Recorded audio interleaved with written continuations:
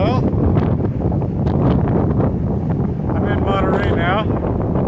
It is very windy, but I'm just out here enjoying the wind and the nice ocean breeze. It's really pretty. As you can see, I'm pretty bundled up because of the wind, but it's beautiful out.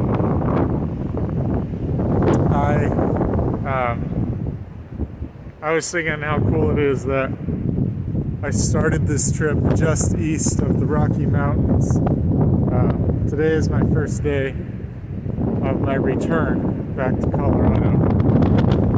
So this is as west as I'm going to get out here in Monterey. And I made it all the way to the Pacific Ocean. Not like I could have made it much further west. So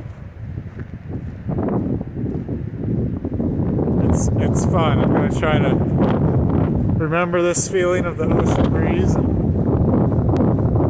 then in a few days I'll be back in the Rockies.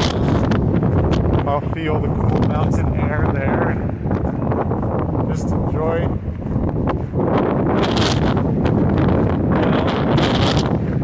cool trip. Lots of cool sights. I don't have anything more profound to say today.